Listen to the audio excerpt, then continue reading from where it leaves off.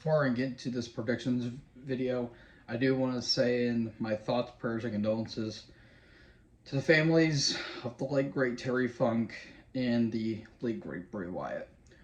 Um, I'll probably post hopefully my SmackDown review from last night. Hopefully today, if not then tomorrow, because I saw some clips of the tribute show last night, and I'll save my full thoughts on it when I get to that. But I mean, Terry Funk, one of the greatest of all time, one of the goats. There would never be another Terry Funk, in my personal opinion. Just his style of wrestling, yes, it wasn't for everyone, but the amount of passion and the amount of respect this dude received no matter where he went. He was treated like the second coming of Christ in Japan and just revolutionized the wrestling business. And him and Dory Funk Jr. being the only two brothers to win the NWA World Heavyweight Championship, when that title actually means something as a kid to nowadays.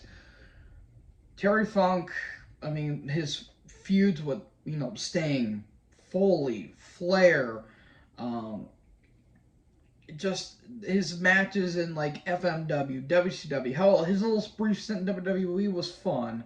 Um, Japan, the territories, so many stuff. It's nearly impossible to go over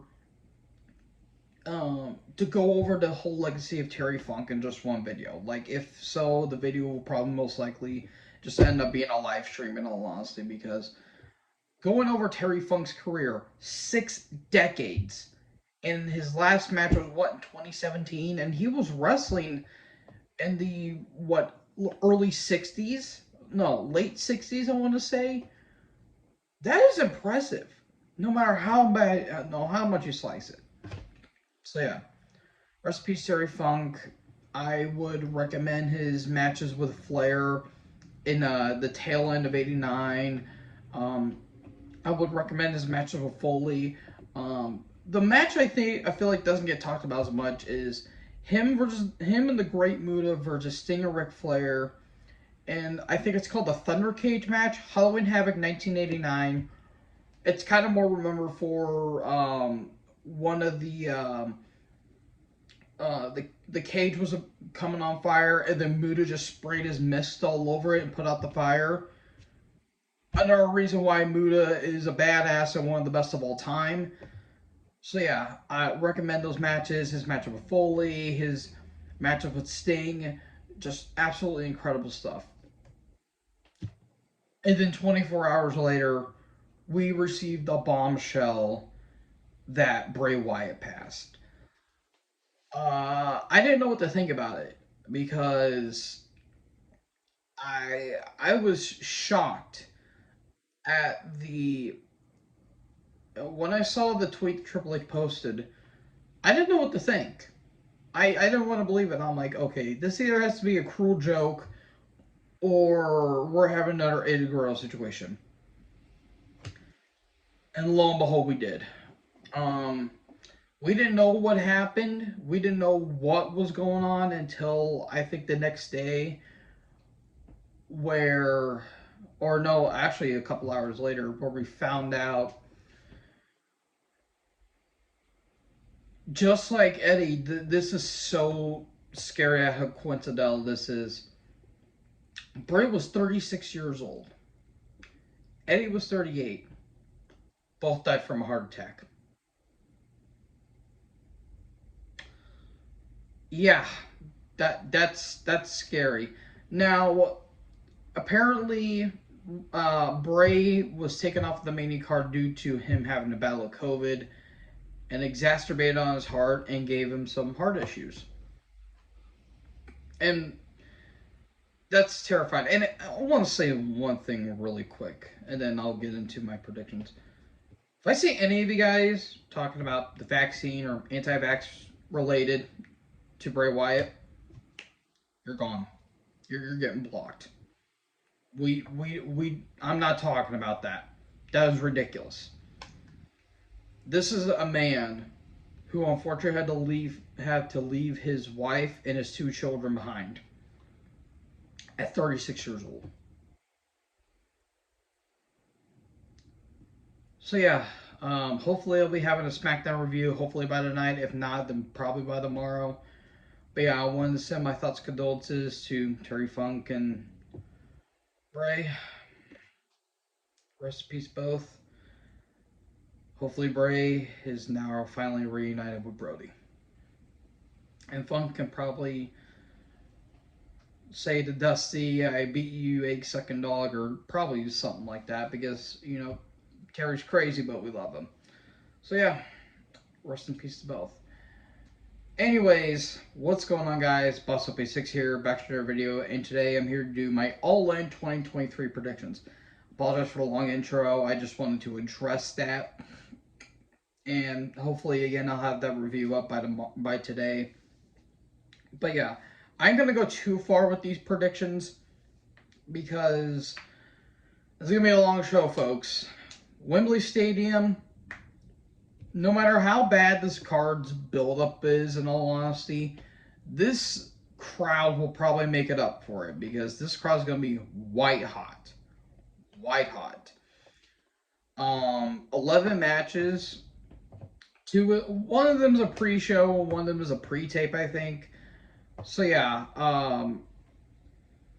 let's just get into it. Hopefully I'm not going to go too far with these predictions. We kick off with Aussie Open, Mark Davis, Kyle Fletcher versus MJF and Adam Cole for the Ring of Honor tag titles. This is going to be on 0 hour. I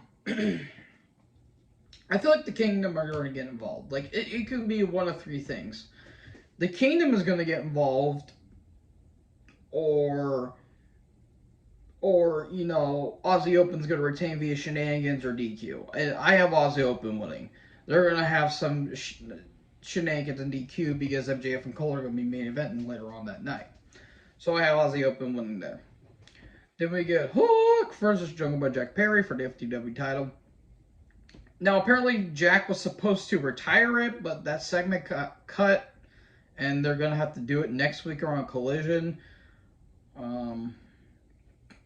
Okay. I think Perry might win, and if Hook wins, okay, it really doesn't matter, because the FTW title really doesn't matter that much anymore. So there you go. Anyways, we kick off with FTR versus the Young Bucks. AEW tag title match. I am aware of, the whole Cash Wheeler arrested situation. I already know about that. I ain't going to go too far into that. I think the Bucks are winning, unfortunately. If FTR wins, I'll be the more the merrier. But I'm pretty sure the Bucks are going to win here because Omega's probably going to go after singles gold as well. And everyone's going to think that the Bucks are the best tag team in the world when FTR is literally right there. So anyways, we have a 4-way for the Women's Championship. Hikaru Shida versus Tony Storm versus Saraya versus Dr. Britt Baker. Saraya is going to get a big pop, and against my better judgment, she's probably going to win this match. Now, it's going to completely diminish the entire women's division, and it's going to be atrocious, and I'm probably going to write off every women's segment that happens whenever Saraya is on screen, because Saraya is absolute dumpster fire. With that being said, it'll probably be a good reaction, but in the aftermath of it, it's probably not going to be all that good. So yeah, as much as I would love for Shida to win, I think they're going to give it to Saraya, unfortunately. Next up, we have a tag team coffin match. Darby and Sting versus Swerve Strickland and Christian Cage or Prince hey, and Luchasaurus. Okay. It was supposed to be AR Fox, but he got kicked out a week before the pay-per-view because they lost to Darby and Nick Wayne. Okay. Darby and Sting will probably win because Darby's facing Luchasaurus literally next week for TNT title and All Out. So yeah, I think Darby and Sting are going to win. I don't know how this is going to work. The Golden Elite of Kota Ibushi, Hangman Adam Page, and Kenny Omega versus Konosuke Takeshita and Bullet Club Gold, aka Juice Robertson and Jay White. Um, Golden Elite probably. Because I think we're still going to have a continuation of the Kesha and Omega feud, which will probably lead to most likely a match at All Out. But yeah, I have the Golden Elite winning. Next up, we have Eddie Kingston, Orange Cassidy, the Best Friends, Chuck Taylor, and Trent Beretta, and Penta El Cero Miedo versus the Blackpool Combat Club members John Moxley, Claudio Castagnoli, Wheeler Yuta, and Santana Ortiz. Proud and powerful. They just made a return last week or this past week. Um, it was supposed to be it was originally supposed to be Phoenix, but Phoenix can go due to visa issues. Why is the Stain Stampede thing still a thing? Like the first one really wasn't that great, but at least they tried to make it up for the during the pandemic years, and then it just kept getting worse and worse and worse after that. I don't know, probably Blackpool Combat Club and Santana Ortiz most likely. Then they'll have a continuation of Moxley and Kingston most likely. So there you go. Will Ospreay with Don Callis versus Chris Jericho. If this was Jericho 20 years younger and Ospreay at the way he is now, this on paper will be a really damn good match. However, this is Jericho in his 50s. He's old, washed, and can't really wrestle more than 10 minutes. I will give Jericho credit. I think a couple days ago when him and Fozzy were on tour, they acknowledged the death of Bray Wyatt, and everyone in the crowd was singing "He's got the whole world in his hands." That was a really good stuff. That was a real class act from Jericho. Probably Ospreay's going to win because I think Ospreay's contract's up for New Japan. I think about 6 months, and he's taking on Jericho. So yeah, there you go. So I think Ospreay's going to win. Then we get CM Punk versus Mojo for the real World Heavyweight Championship. Punk's going to win. I thought this was going to be for Ring of Honor TV title, but that really wouldn't have made much of anything. I think Punk's going to win here. And then he's probably going to be feuded with MJF afterwards because that's something they need to do. And then the penultimate match, House of Black members Malcolm Black, Buddy Matthews, and Brody King with Julie Hart versus Billy Gunn and the Acclaim, Bones and Caster for the World Trios Tag Titles. Either one or two things are winning. Billy Gunn, the Acclaim, they're going to win, and the Billy's probably going to rock to the sunset with tag titles, or Billy's going to turn on the Acclaimed. I really hope it's not the latter, because that will make no sense at all. So I think House of Black are going to win, and if that's going to be Billy Gunn's last run, he went out with a hell of a run, in my opinion.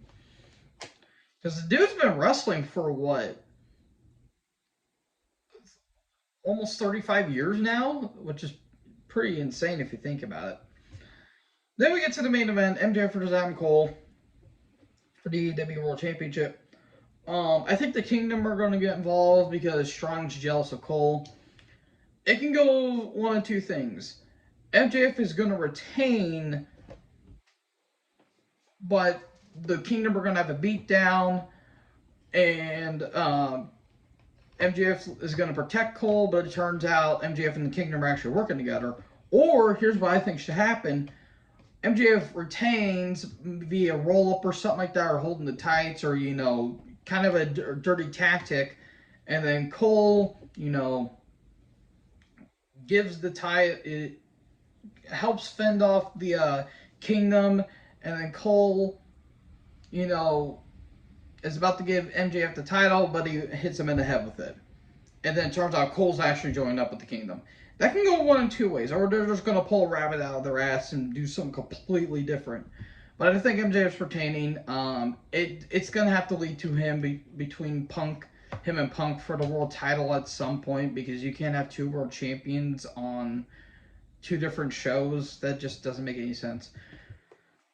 So yeah, those are my predictions. I didn't go too far with them, or didn't go too long with them, because I did have to address the unfortunate passings of both Terry Funk and Bray Wyatt. So yeah, guys, what did you guys think? Who do you guys think is gonna win? Let me know in the comment section below. Make sure you guys leave a like, leave a comment, tap that big red subscribe button, tap the bell so when I upload, you guys will be notified. Thank you guys so much for watching this video. Most importantly, join the herd. Check us next video. Peace out.